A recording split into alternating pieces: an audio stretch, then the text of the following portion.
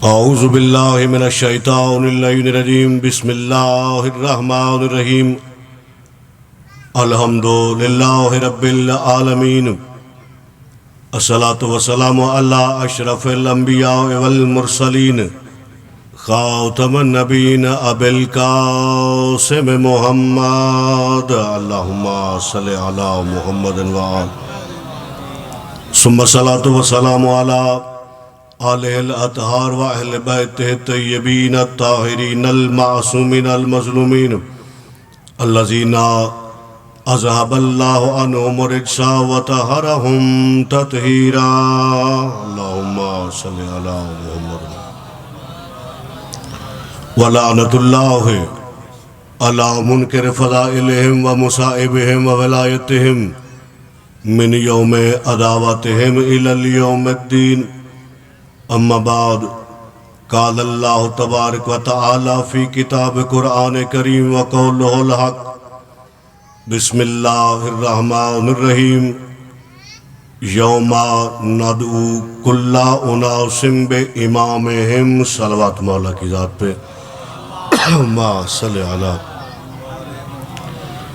یہ حدیث رسول ثقلین ہے کائنات کی سب سے عظیم اور سچی ہستی کا فرمان ہے جو کھلے دل سے مجھ پر صلوات پڑھتا ہے اللہ اس کے اتنے ہی گناہ معاف کرتا ہے مل کے باواز بلند صلوات پڑھے مولا کی ذات اللہم صلی علی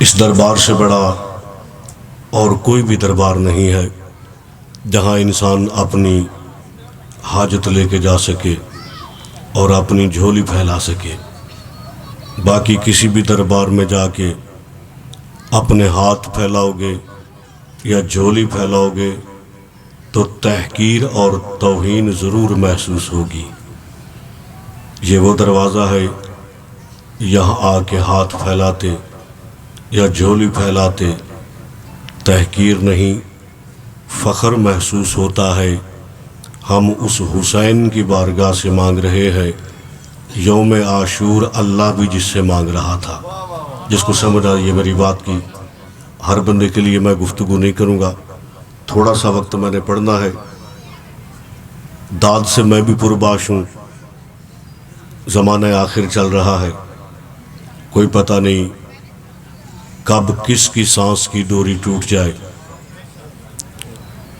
بس ایک دعا ہے پروردگار عالم کفار کے مقابلے پہ لشکر اسلام حزب اللہ کی مدد فرما اور میرا مولا لبنان میں امیر المومنین علی علیہ السلام کے شیعوں کی حفاظت فرما پروردگار عالم بالخصوص دعا ہے ولی العصر حجت خدا وارث زمانہ کا ظہور جلد فرما اور عقل مند لوگوں کو شامل کرتے میں الفاظ ادا کرنے لگا ہوں یا اللہ ہم سب کو ایسا بنا کہ ہم اپنے وقت کے امام کا سامنا کر سکیں ان دعاؤں کی قبولیت کے لیے مل کر ایک مرتبہ صلوات پڑھ لیں سارے حضرات اللہم صلی علی محمد و آل محمد اجازت ہے تھوڑی گفتگو کی جائے اجازت میں نے آپ سے خوش آمد کے ماحول میں نہیں مانگی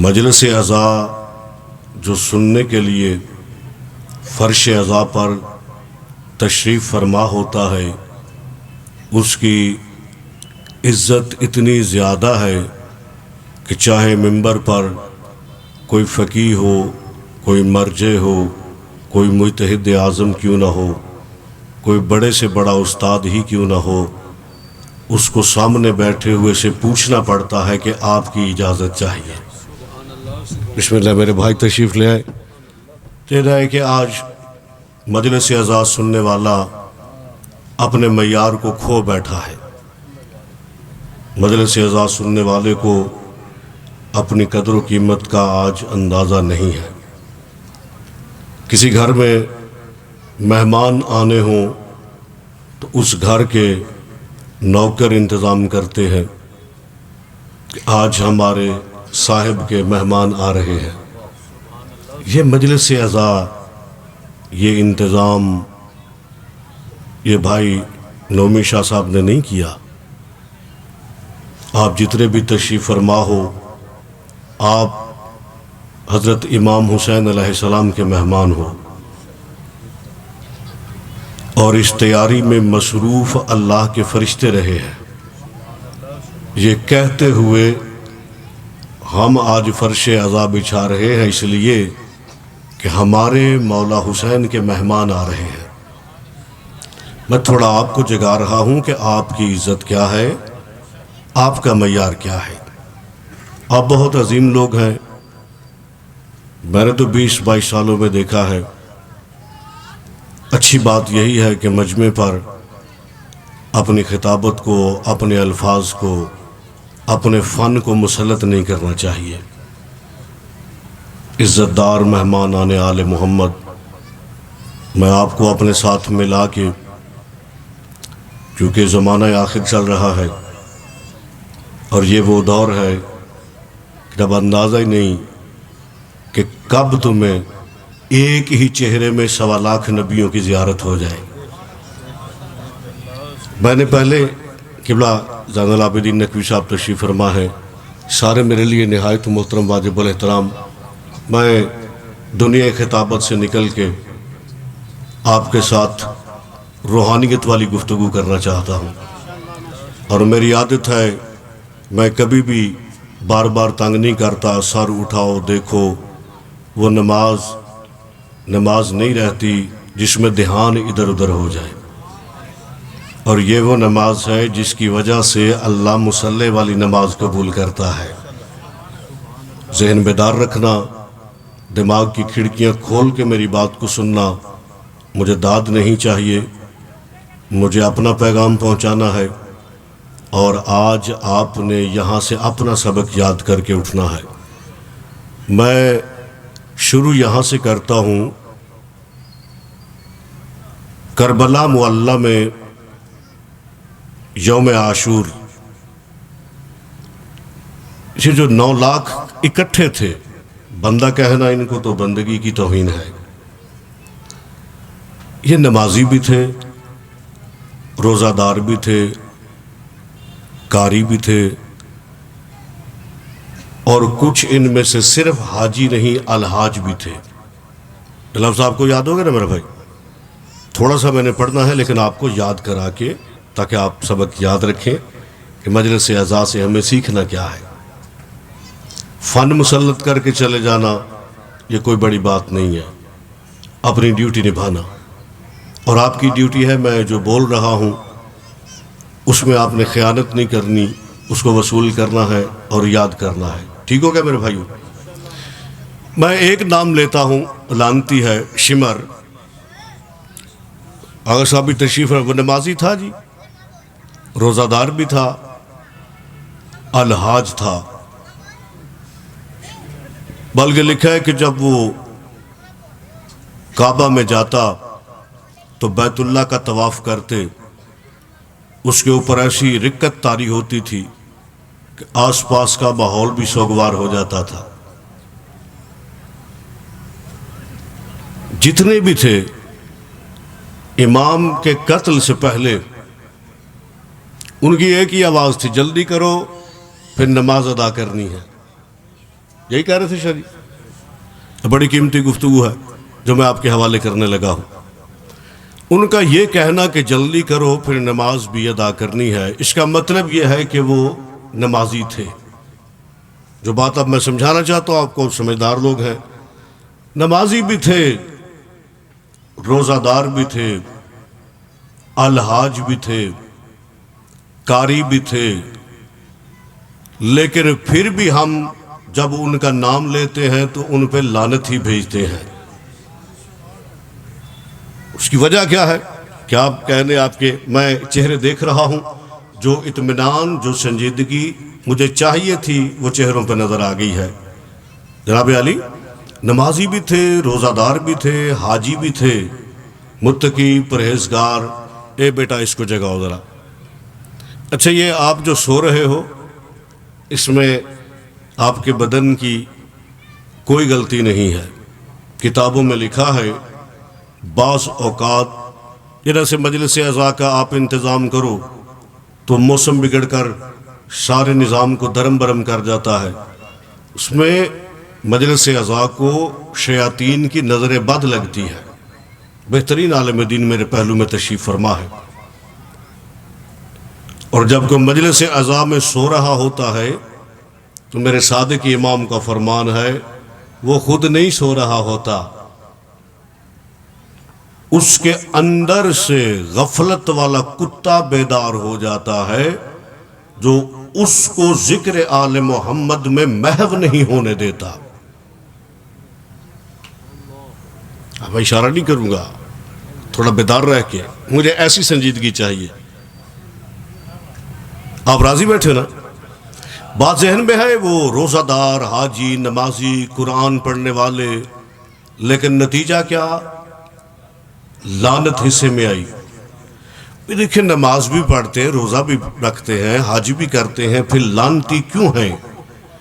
وہ لعنتی صرف اس لیے تھے کہ وہ اپنے وقت کے امام سے دور تھے. آپ جی سلامت رہیں، آباد و شاد رہیں جو سمجھ گئے ہو. بھائی میں آپ کو داد دیتا ہوں جو اب سمجھے ہو. آپ جی آپ سلامت رہیں، آباد و شاد رہیں. جناب سید آپ کو سلامت رہیں. مل کے سارے مل کے حیدری. میں نے کہنا یہی تھا جو میں کہہ گیا ہوں. ان کی نمازیں بیکار، رکھے ہوئے روزے بیکار، پڑھے ہوئے حج بیکار، اذانیں دی ہوئی بیکار. وجہ صرف یہ ہے کہ وہ اپنے زمانے کے امام سے غافل تھے. ہم ہیں 12ویں امام کی رعیت. ڈائریکٹلی ہم، چونکہ امام حسین علیہ السلام تیسرے امام ہیں. میں بڑا ہی آسان بول رہا ہوں، میں مشکل وکیبلری نہیں بول رہا، مجمع کو مرعوب کرنے کے لیے نہیں، ہر بندہ میری بات کو سمجھے. وہ لوگ جو اس وقت تھے، حسین بن نمیر، حکیم بن طفیل، خولی ملعون وغیرہ، یہ سارے، یہ اس وقت ڈائریکٹلی رعیت تھے تیسرے امام کی. شمر یزید، حسین بن نمیر، حکیم بن طفیل، ان کے امام زمانہ تھے حضرت امام حسین علیہ السلام. جو مجلس سننے آتے ہو، جو صرف چسکا لینے نہیں آتے کہ کون مجمع لوٹ کے لے گیا، بڑے گھاٹے میں ہیں بندے، بڑے نقصان میں، آپ کو اندازہ ہی نہیں ہے. بندے جیسے کھانے کا چسکا لگتا ہے نا، ویسے کان کو سروں کا چسکا لگ گیا ہے. آپ لوگ یہاں آ کے بھی بعض ٹائم خالی چلے جاتے ہو کیونکہ اس معیار پہ نہیں ہوتے. تھوڑے بندے لے کے جاتے ہیں. ہم سادات ہیں، ہمیں سمجھ ہے اس بات کی کون کس نیت سے آتا ہے اور کیا لے کے جاتا ہے. بس میں تھوڑا سا پیغام جو پہنچانا چاہتا ہوں، یہ بندے ان کے اس وقت امام زمانہ تھے حضرت امام حسین علیہ السلام. جیسا کہ حجت خدا اس وقت ہمارے امام زمانہ ہیں اور ہم ان کی ڈائریکٹ رعیت ہے. اچھا وہ لوگ تھے ڈائریکٹ تیسرے امام کی رعیت. ان کے امام اٹھ کے نعرے لگانا لیا میرا پتر ہون ہوش کریں ذرا، میں تین دیکھدا پیا. جو اس وقت لوگ تھے ان کے امام زمانہ تھے حضرت امام حسین علیہ السلام، اور وہ رہتے بھی امام کے پاس تھے. کئی مرتبہ امام سے ملاقات بھی کی، کئی مرتبہ امام کے گھر سے کھایا بھی ہے. پھر بھی لعنتی صرف اس لیے تھے کہ وہ اپنے وقت کے امام سے غافل تھے. ٹھیک ہے. اچھا پھر ہوا کیا؟ اللہ آپ کو صحت عطا فرمائے، بزرگ ہیں، آپ کی تائید میرے لیے کافی ہے، باعث عزت ہے. پھر ہوا کیا؟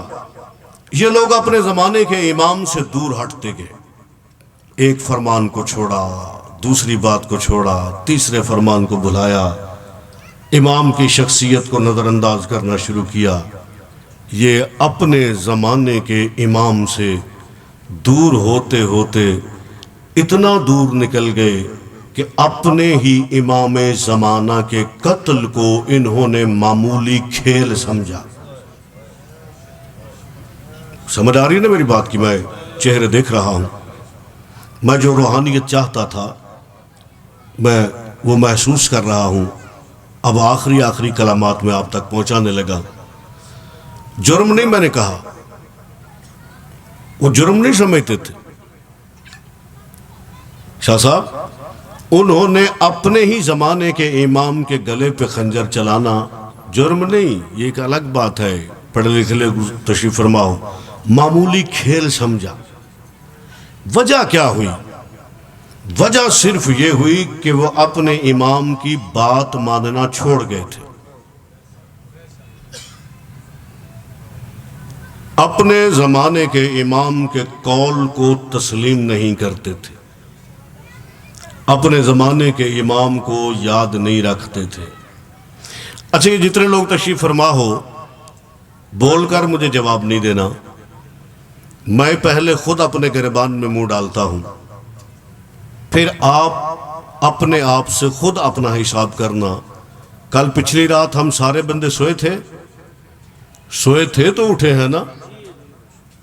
کوئی بندہ کسی کو جواب نہ دے، اپنے آپ کو خود ہی جواب دے لینا۔ کل رات یہاں سے لے کے وہاں تک کون ہے جو بستر پر لیٹ کر یہ کہہ کر سویا ہو کہ اے امام زمانہ علیہ السلام، آپ کا شکریہ، آپ کی وجہ سے آج کا دن عزت سے گزر گیا ہے۔ مجلس تو یہی ہے، میں نے یہی پڑھنی ہے۔ جی راضی بیٹھے ہو؟ مجھے ہفتہ پڑھاؤ گے، مجھے مہینہ پڑھاؤ گے، مجھے سال پڑھاؤ گے، میں یہی پڑھوں گا۔ جی آپ سلامت۔ اللہ اکبر، سارے مل کے عبادت کرو۔ جی یا رسول اللہ،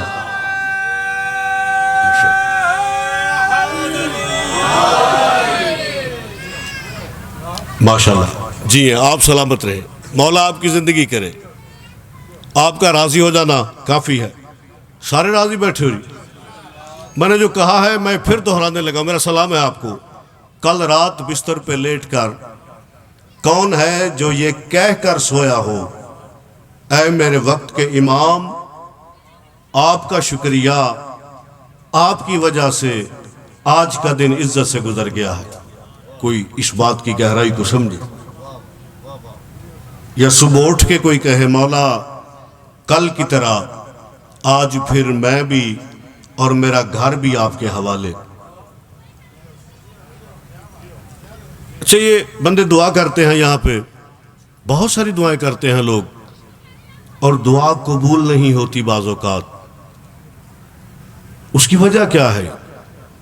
دینے والوں کے پاس کمی نہیں ہے، ہمارا ظرف پاک نہیں ہے آگے جس میں وہ اپنی پاک خیرات ڈال سکے۔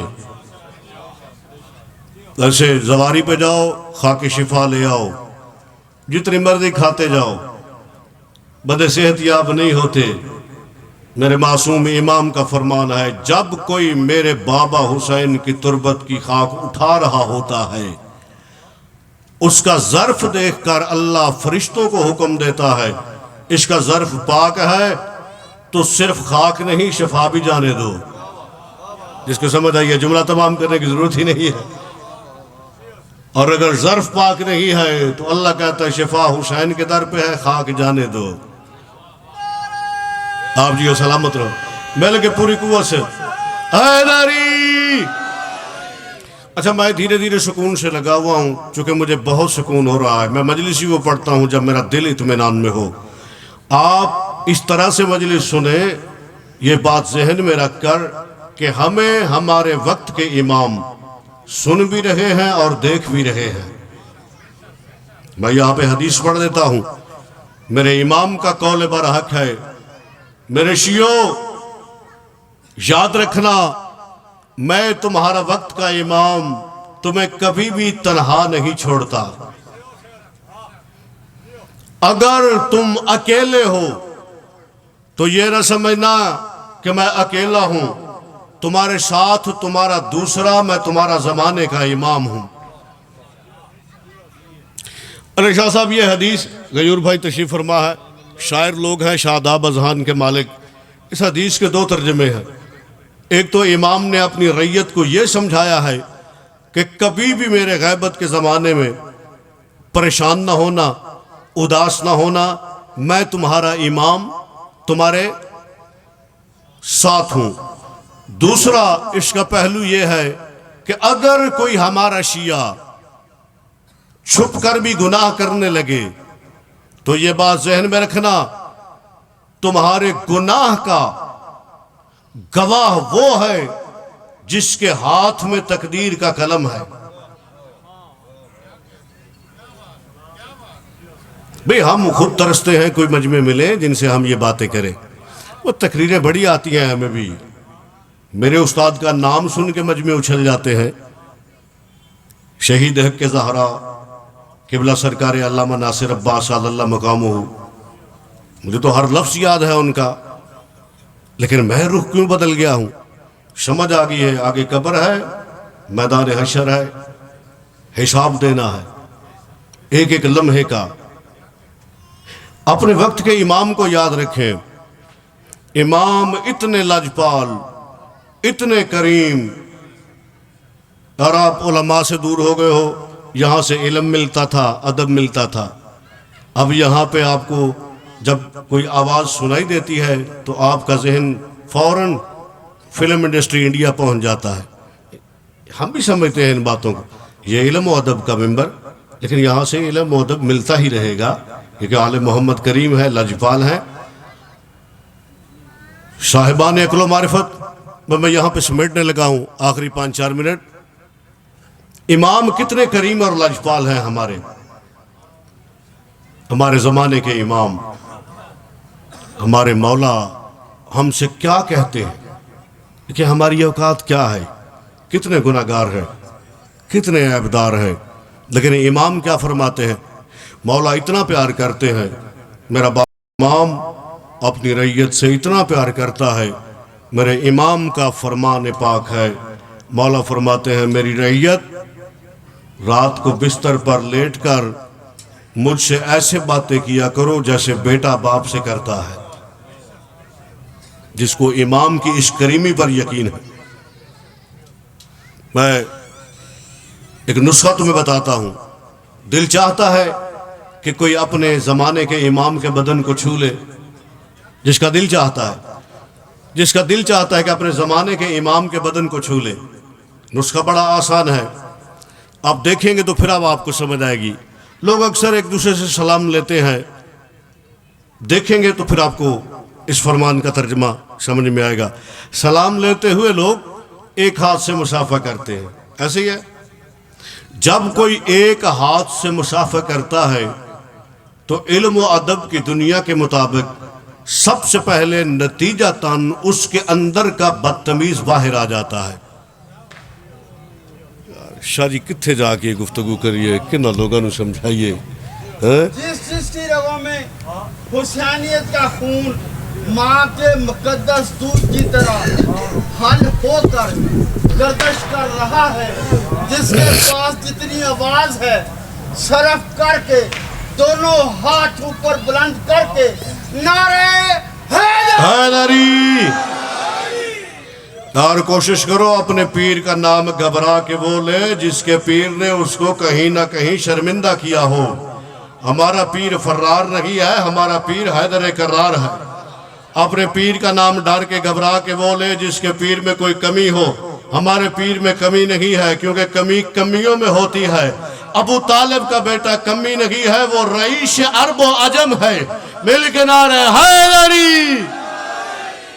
رسول جیسے سادہ کی زبان چوسنے والا، جی میرے بھائی نے مجھے جگایا، رسول جیسے سادہ کی زبان چوسنے والا، ابن الامام سلیق اللسان فصیح البیان بارس القرآن کل ایمان، جس کا نام آسمان پر شمس خیز زمین پر جم جائے، نزدیک لوہ کا نون، نزدیک قلم کا مرسین، نزدیک ممبر کے بیل، صحبے سب میں خربیل، زبان شرانی میں شروحیر، قبیل فرنگیہ میں منا، کتاب مجانب اللہ ملہ، کتاب روسیہ میں بچ، کتاب زیاد منقوہ میں وکیلہ، عزیز شبو کا مبیلہ، زبور میں ذریعہ، انجیل میں بریہ، قرآن میں صادق المومنین، قبلہ نما، مستر اللہ، مالک کل ابن اللہ، دو عالم کا رہنما، محبوں کا پیشوا، مشکل والوں کا مشکل چھا، علی المرتضیٰ نعرہ حیدری۔ بس اتنا سا، راضی بیٹھے نا آپ؟ نا سارے خوش بیٹھے ہو؟ ورنہ مجھے بھی ریت پر موتی بکھیرنے کا شوق نہیں ہوتا. بڑا قیمتی سودا ہے, سارا دن مجلس سنو یہ نہیں ملے گا آپ کو. میں جیے ان کی محبت میں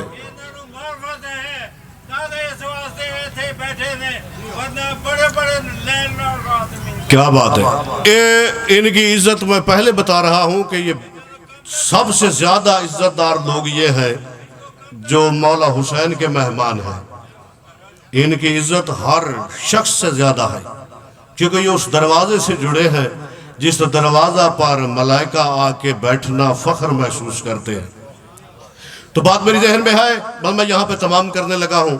مصاحب میں نہیں پڑھوں گا, میرے بھائی پڑھیں گے. میں فضائل پہ تمام کرنے لگا ہوں. وقت کے امام سے رابطہ کتنا ضروری ہے یہ بات ذہن میں. امام کے بدن کو چھو لینے کا آسان نسخہ آپ صبح کر سکتے ہیں, ابھی کر سکتے ہیں مجلس کے بعد. سلام کے لیے کیسے اگر کوئی ایک ہاتھ نکالتا ہے تو نتیجتاً سب سے پہلے اس کے اندر کا بدتمیز باہر آتا ہے. دوسری بات, اگلے شریف کی شخصیت کا قتل ہوتا ہے. امام محمد باقر علیہ السلام کا فرمان ہے, اللہم صلی علی محمد و آل محمد. مولا فرماتے ہیں یہ وہ نسخہ ہے جس پر آپ اپنے زمانے کے امام کے بدن کو چھو سکتے ہو. اب جس کا ذہن جتنا بیدار ہے. میرے پانچویں امام نے فرمایا جب ہمارے دو مومن آپس میں ملاقات کریں تو ان پر واجب ہے خلوص نیت کے ساتھ دو ہاتھ ادھر سے اٹھیں, دو ہاتھ سامنے سے اٹھیں. کتنے ہو گئے؟ 4. میرے پانچویں امام کا فرمان ہے جب دو علی ولی اللہ پڑھنے والے آپس میں, جیو آپ سلامت رہو جو سمجھ گئے ہو, مولا عباس آپ کی جھولیاں بھر کے بھیجے. میرے پانچویں امام کا فرمان ہے جب علی ولی اللہ پڑھنے والے دو مومن عزت کے ساتھ خلوص کے ساتھ دونوں ہاتھوں سے مصافحہ کرتے ہیں, جب ان کے 4 ہاتھ خلوص کے ساتھ اکٹھے ہوتے ہیں تو میں محمد باقر کہہ رہا ہوں اوپر 5واں ہاتھ میرے بیٹے مہدی کا آ جاتا ہے. بھئی تمہارے کیا کہنے, آپ جیو آپ سلامت رہو. میرا سلام ہے آپ کو, آپ جی آباد و شاد رہے, مالک آپ کو سلامت رکھے.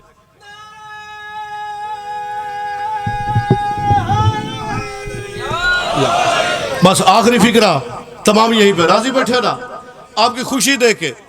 جب بارش ہوتی ہے تو بارش کے بعد موسم بدل جاتا, کالے بادل ہٹتے ہیں تو کچھ سفید بادل نظر آ جاتے ہیں. آتے ہیں نظر کہ نہیں آتے؟ میں باتیں وہ کر رہا ہوں جو آپ کے شہر میں معاشرے میں جو آپ کے سامنے ہوتی ہے. بارش کے بعد جب موسم صاف ہوتا ہے تو وہ بالکل روئی کی طرح سفید بادل نظر آتے ہیں جی. وہ بادل نہیں ہوتے, وہ 4,500 کتب میں لکھا ہے وہ ہمارے 12ویں امام کے صحابی ہیں. اچھا پھر علماء نے لکھا ہے کہ جب وہ روئی کی طرح بالکل جو دیکھنے میں بھی اچھے لگے, جب وہ سفید بادل تمہیں تمہارے شہر کی فضا میں نظر آئیں تو علی ولی اللہ پڑھنے والوں کو چاہیے فوراً اپنے کھلے شہن میں آ جائیں اور آ کے اللہ سے رحمت کی دعا طلب کریں, کیونکہ سرکار قائم کے صحابی ان کے شہر پہ ہوتے ہیں. جی ابھی سلامت رہو جن کو ان باتوں کی سمجھ آتی ہے. اور وہ بادل جو پھر رہے ہوتے ہیں, یہ 12ویں کی ریت کا اختیار کیا ہے؟ آپ نے بزرگوں نے بات کیا, اگر یہ بندے اپنے معیار کو سمجھ جائیں تو ان کا معیار کیا ہے؟ ان علی ولی اللہ پڑھنے والوں کا معیار یہ ہے اس سفید بادل کو اپنے گھر میں کھڑے ہو کے حکمن کہہ سکتے ہیں نیچے اتر, میری سواری بن, ابھی مجھے کربلا لے جا. یہ معیار ہے. اللہ اکبر, مل کے پوری طاقت سے مل کے نعرہ حیدری,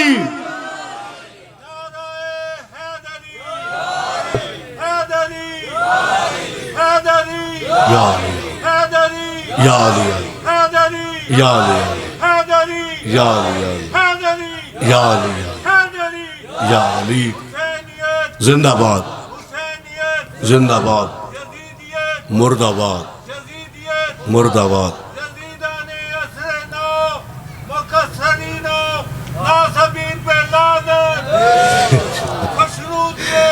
محمد آل محمد بلند صلوات اللہم صلی علی محمد علی.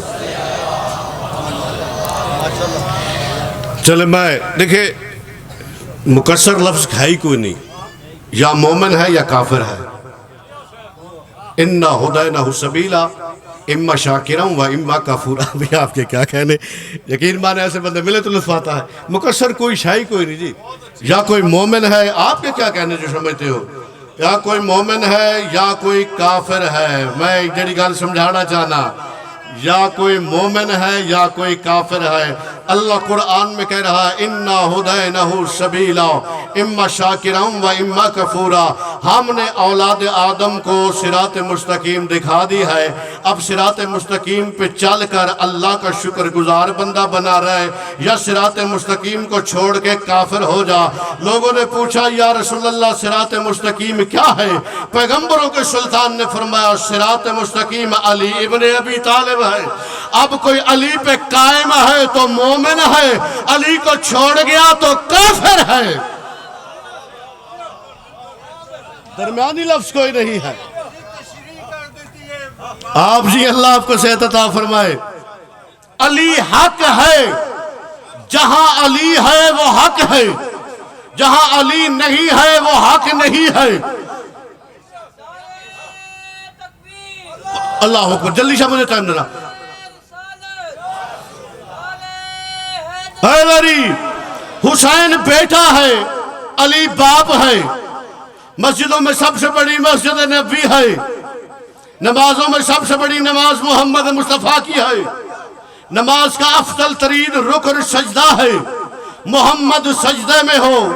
نماز اللہ کی، پشت پہ بدن سمیت علی کا بیٹا، جسم سمیت علی کا بیٹا آ جائے، محمد کی نماز خراب نہیں ہوتی. علی کا نام آنے سے غلام محمد کی نماز کیسے خراب ہے؟ آپ جی آپ سلامت رہے. خدا سے پیار اور خدا کی جبی سے جلتے ہیں. ولایت علی دے انجیکشن لا رہے ہیں. خدا سے پیار اور خدا کی جبی سے جلتے ہیں. خدا سے پیار اور خدا کی جبی سے جلتے ہیں. قرآن پڑھ کے امام مبی سے جلتے ہیں. قرآن پڑھ کے امام مبی سے جلتے ہیں. خدا کے گھر میں پہنچ کر عجب منافق ہیں، مکان چومتے ہیں اور مسجد پہ جلتے ہیں. بس میں تمام ہو گیا. فکر آخری ہے، راضی رہنا یہیں پہ. جب میرے امام کا ظہور ہوگا، بس آخری فکرہ ہے، راضی بیٹھ رہی یاد ہے.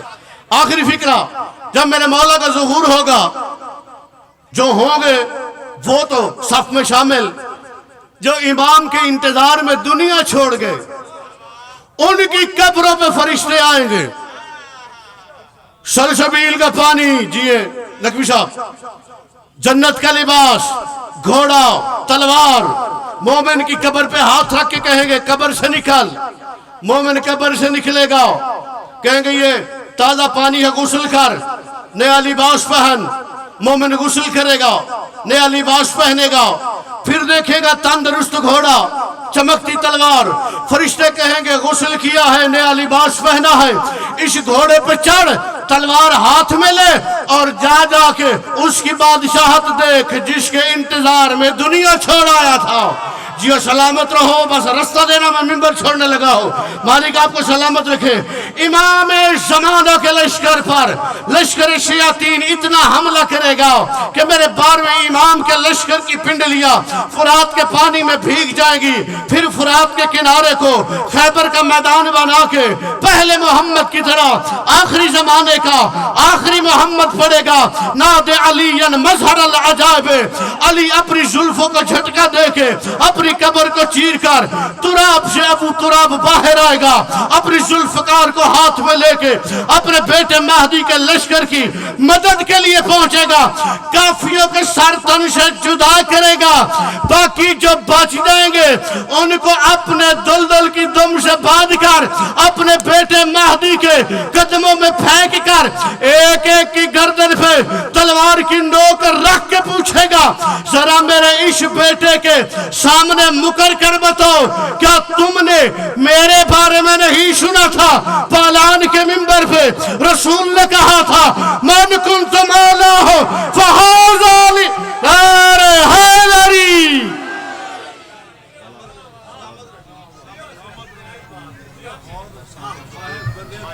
جی جی ماشاءاللہ ماشاءاللہ۔ ایک اعلان نوٹ فرما لیں کہ مجلس عزا بسلسلہ شہادت بی بی فاطمہ الزہرا سلام اللہ علیہا 14 دسمبر بروز ہفتہ بعد از نماز مغربین بامقام مسجد امام بارگاہ قصر حسین علیہ اقتباد کوڑلہ لاہور میں منعقد ہوگی، جس میں سرکار علامہ حسین عابد نعیمی صاحب ٹھیک رات 8 بجے خطاب فرمائیں گے۔ آپ تمام احباب سے اپیل ہے تشریف لا کر ثواب دارین حاصل کریں۔ میں ملتمس ہوں مداح آل محمد سید فردین کاظم نقوی صاحب ممبر پہ تشریف لائیں اور ذکر آل اطہار بیان فرمائیں، اور ان کے فوراً بعد شاعر آل محمد سید غیور عباس نقوی صاحب خطاب فرمائیں گے۔ انشاءاللہ قبلہ صاحب بھی جلد رونے کے افروز ممبر ہو جائیں گے۔ ایک مرتبہ درود پڑھی بر محمد و آل محمد پر۔